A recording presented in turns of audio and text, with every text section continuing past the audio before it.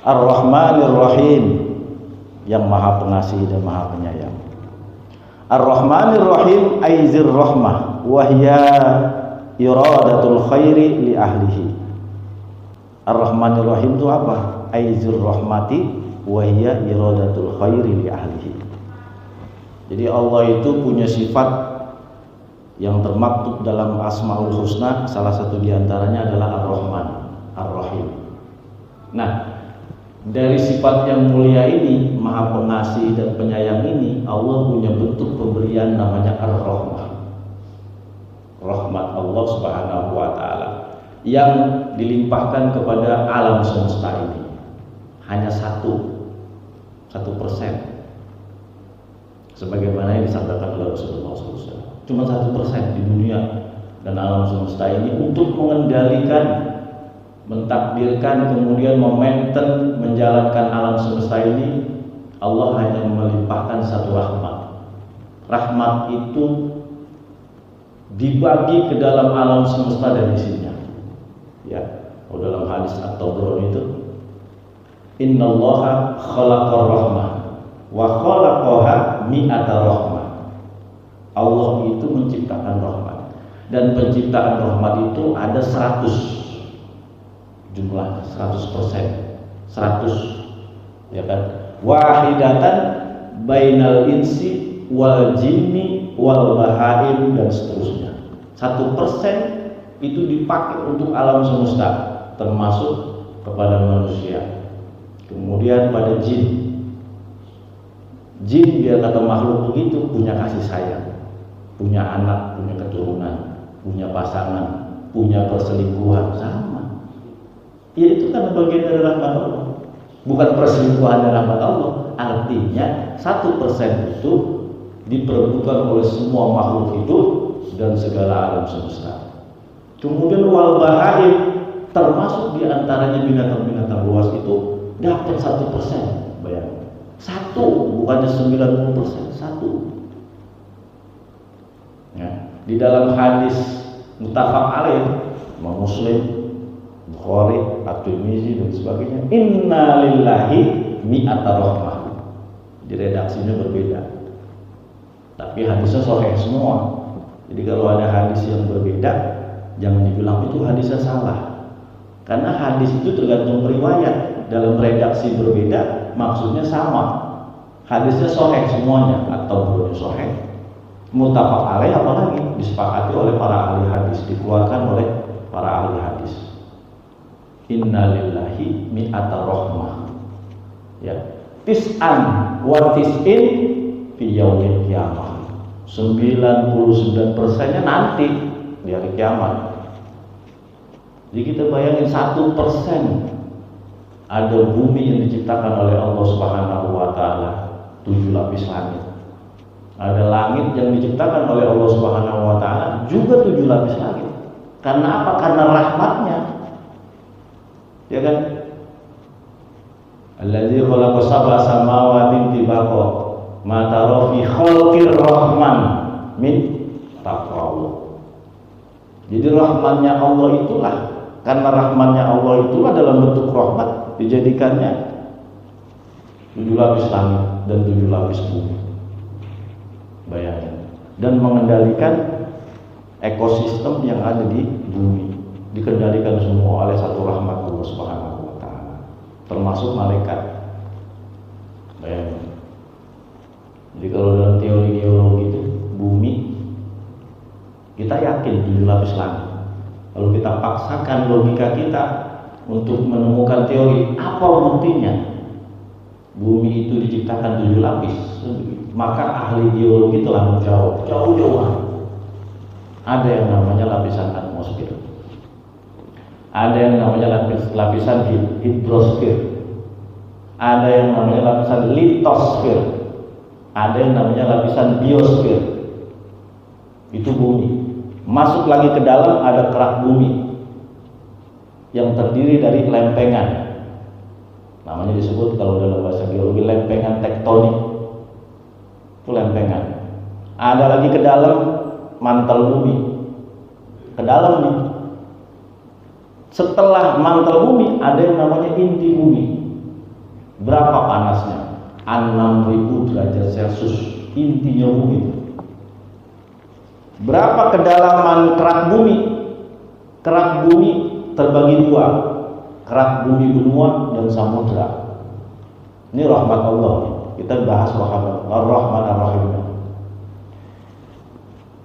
Kerak bumi, kerak benua itu yang kita tempatin. Ini kerak pegunungan, dataran ini namanya kerak benua. Berapa kedalamannya kerak bumi itu, ketebalannya? 50 sampai 70 km ke dalam. 50 sampai 70 km ke dalam. Tapi kalau hitungannya dari lempengan samudra di bawah dasar laut itu 5 sampai 15 km. Kalau mengukurnya dari laut, karena apa? Laut itu paling dekat posisinya dengan lempengan bumi. Makanya kalau ada berita gempa hari ini 6,5 skala Richter dari kedalaman laut, dari kedalaman laut. Karena laut itu paling dekat dengan kerak bumi. Dan lautan yang paling dalam itu di mana? Adanya di Filipina. Namanya Paru Mariana, lautan terdalam di dunia. Dalamnya 11 km, hampir 11 km. Itu semakin dalam kita menimbulkan hawa panas yang luar biasa. Tidak ada ikan-ikan yang hidup di situ kecuali ikan yang ditakdirkan oleh Allah ada, dan itu terbukti. Jenis ikan itu bisa hidup di situ. Karena semakin dalam, semakin panas, buah semakin adem. Kerak bumi juga begitu. Terdiri daripada batuan-batuan, kemudian unsur logam, aluminium, magnesium, silikon di dalam kerak bumi itu. Yang oleh Allah didesain sebagai sebuah puzzle-puzzle yang disusun. Apa buktinya? Fa'idha hiya tamur dalam surat Al-Mulk. Fa'idha hiya tamur. Allah menjadikan bumi itu fa'idha hiya tamur. Yang dia hiya kembali kepada bumi itu tamur, rapuh. Sungguh Allah mendesain bumi itu sangat rapuh. Makanya ilmuwan menemukan ternyata memang benar susunan kerak bumi itu puzzle. Ya, lempengan begini, kayak didempet-dempetin gitu doang. Yang suatu saat ketika inti bumi itu meletupkan cairannya, kan inti bumi itu cairan. Jadi bumi ini ada di bawah cairan murni. Ya, itu namanya inti bumi. Yang panasnya 6.000 derajat Celcius. Apabila ini meletup naik ke atas, maka terjadi pergesekan lempengan bumi. Kayak apa Allah dengan satu rahmat itu mendesain? Gitu. Kemudian berapa panasnya kerak bumi itu? Sampai ke dalam, sampai 70 km ke dalam.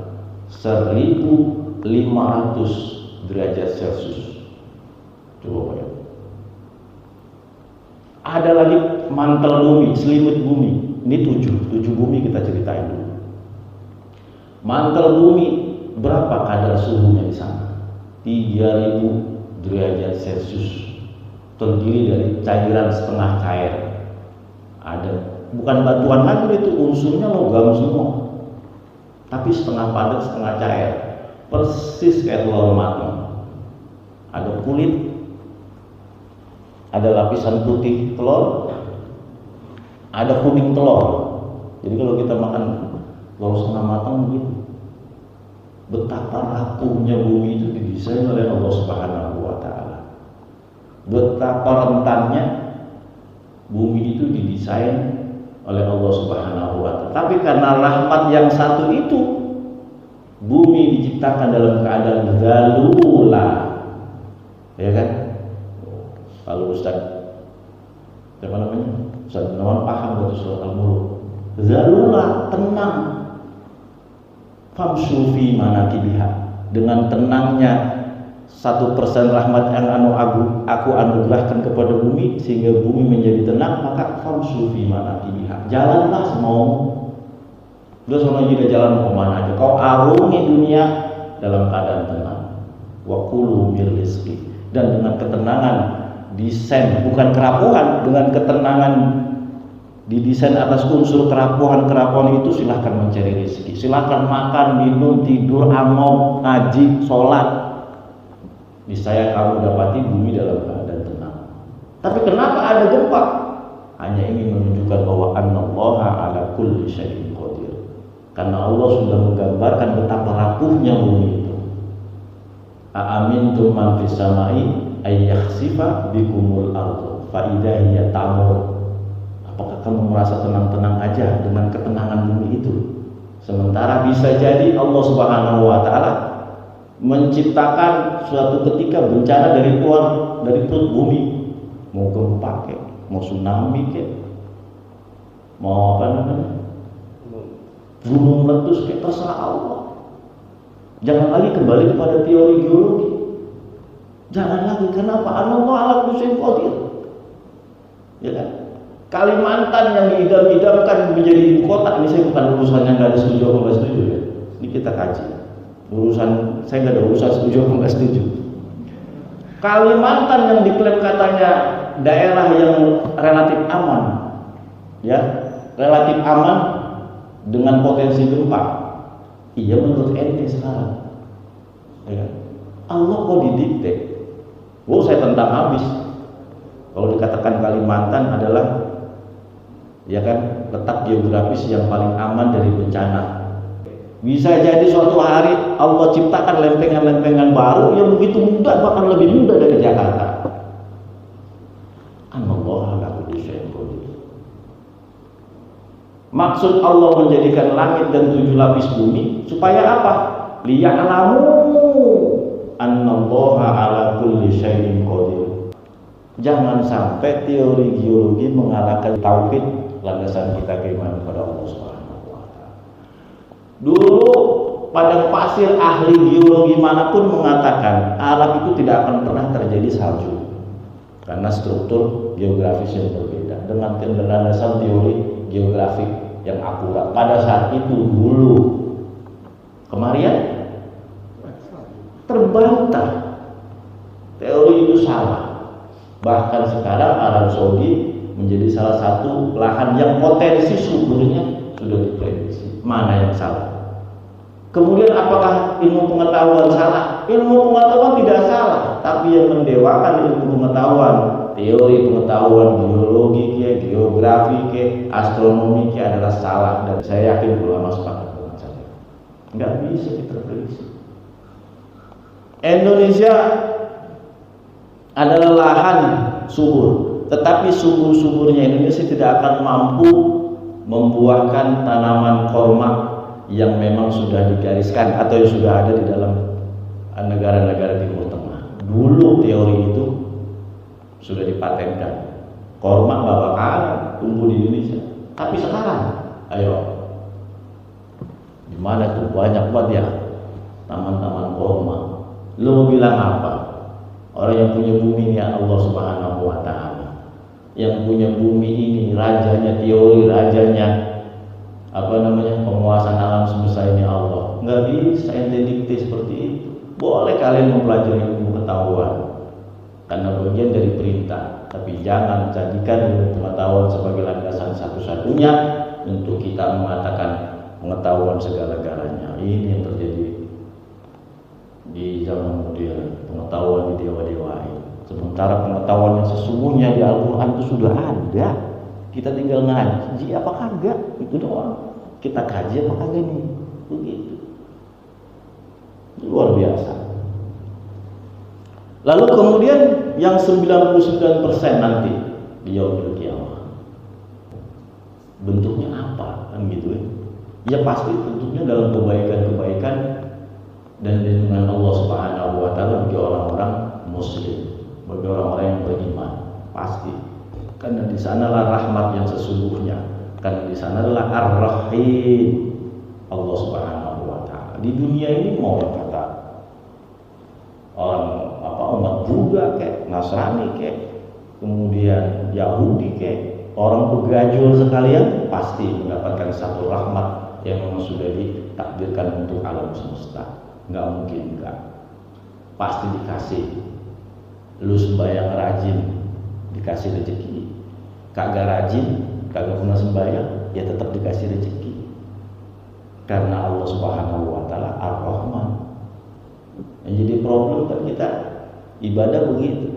Perasaan ibadah gue rajin bener, rezeki gue seret aja, dikonversi. Padahal di mata Allah dunia itu begitu rendah dan gak ada harganya. Kegagalan kita dalam memahami hubungan kita dengan Allah Subhanahu wa taala adalah patokannya ketika kita mendapatkan nikmat-nikmat dunia itu salah. Dan nikmat itu kita batasi lagi, duit, materi, mobil, rumah, itu masya Allah sesuatu yang sangat salah. Perkara Allah Subhanahu wa taala memberikan si A rezeki, duit yang melimpah, mobil yang mewah, itu menjadi sebagian sebuah kudrat bahwa Allah ala kulli syai'in qadir.